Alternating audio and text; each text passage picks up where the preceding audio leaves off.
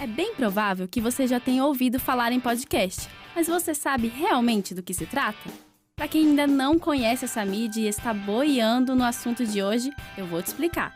A palavra podcast vem da junção de iPod, aquele dispositivo de áudio da Apple, com broadcast, que é a transmissão de informações por rádio ou TV. O termo surgiu em 2004 e os créditos são dados ao ex-VJ da MTV, Adam Curry, que criou o primeiro agregador de podcasts e disponibilizou o código na internet para todos os outros programadores. Ainda está meio confuso, né? Vamos simplificar. Um podcast nada mais é do que um programa de rádio, mas com uma vantagem enorme. O conteúdo é totalmente sob demanda. Você pode ouvir o que quiser, na hora que sentir vontade. Basta acessar e clicar no play ou baixar o episódio para ouvi-lo offline.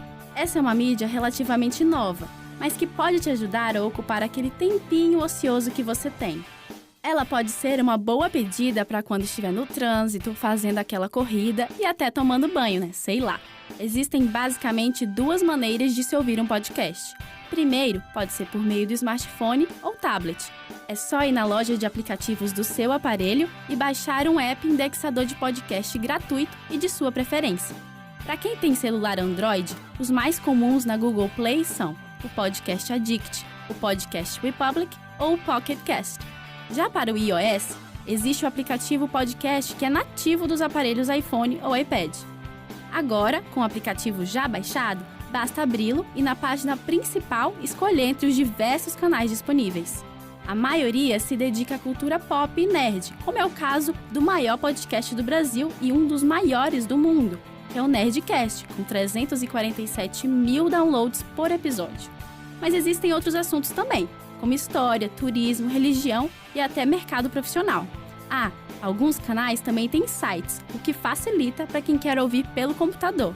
Bem fácil, né? Agora é só escolher os assuntos de sua preferência e sair escutando.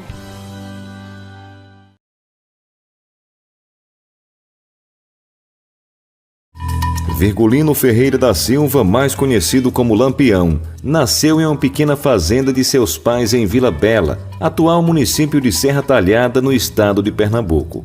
Há grande controvérsia sobre a data do seu nascimento. Na certidão de nascimento, a data é 12 de agosto de 1900, mas 7 de julho de 1897 e 4 de julho de 1898 são apontadas como a verdadeira data de nascimento. Virgulino foi o terceiro filho de José Ferreira dos Santos e Maria Sucena da Purificação. Até os 21 anos de idade, ele trabalhava como artesão.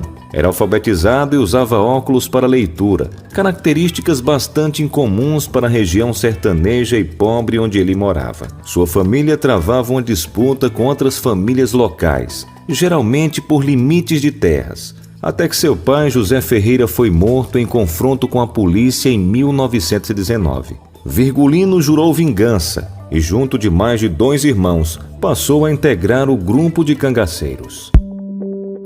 Durante os 20 anos seguintes, Lampião viajou com seu bando de cangaceiros que nunca ultrapassou o número de 50 homens, todos a cavalos e em trajes de couro, chapéus, sandálias, casacos, cintos de munição e calça para protegê-los da vegetação. Lampião foi acusado de atacar pequenas fazendas e cidades em 7 estados, além de roubo de gado, sequestros, assassinatos, torturas, mutilações, estupros e saques. Também foi relatado que Lampião era um Robin Hood do sertão brasileiro, que frequentemente roubava de fazendeiros, políticos e coronéis para dar aos pobres miseráveis, que passavam fome e lutavam para sustentar suas famílias.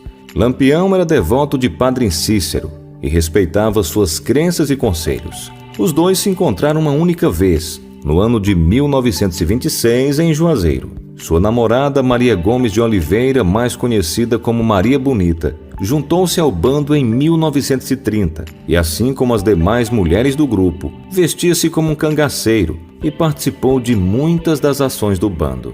Lampião e Maria Bonita tiveram uma filha, Expedita Ferreira, nascida em 13 de setembro de 1932. Ela foi criada pelos vaqueiros Severo e Aurora desde os seus 21 dias de idade até os seus 8 anos, já que seus pais viviam na luta do cangaço e não puderam criá-la. No dia 27 de julho de 1938, o bando acampou na fazenda Angicos, situada no sertão de Sergipe, esconderijo tido por Lampião como de maior segurança. Era noite, chovia muito e todos dormiam em suas barracas. O volante chegou tão silenciosamente que nem os cães perceberam. Por volta das 5 horas do dia 28, os cangaceiros levantaram-se para rezar o ofício e se preparar para tomar café, quando de repente um cangaceiro deu alarme. Mas já era tarde demais. Não se sabe ao certo quem os traiu. Entretanto, naquele lugar mais seguro, o bando foi pego totalmente desprevenido. Quando os policiais do tenente João Bezerra e do sargento Aniceto Rodrigues da Silva abriram fogo com metralhadoras portáteis, os cangaceiros não puderam empreender qualquer tentativa viável de defesa. O ataque durou cerca de 20 minutos e poucos conseguiram escapar ao cerco e à morte. Dos 34 cangaceiros presentes, 11 morreram ali mesmo. Lampião foi um dos primeiros a morrer. Logo em seguida, Maria Bonita foi gravemente ferida. Alguns cangaceiros transtornados com a morte inesperada do seu líder conseguiram escapar. Bastante eufóricos com a vitória, os policiais apreenderam os bens e mutilaram os mortos. Apreenderam todo o dinheiro, o ouro e as joias. As cabeças dos cangaceiros, incluindo Lampião e Maria Bonita, foram decapitadas. Maria Bonita ainda estava viva, apesar de bastante ferida, quando foi degolada. Percorrendo os estados nordestinos, o coronel João Bezerra exibia as cabeças já em adiantado estado de decomposição. As cabeças eram exibidas como troféus.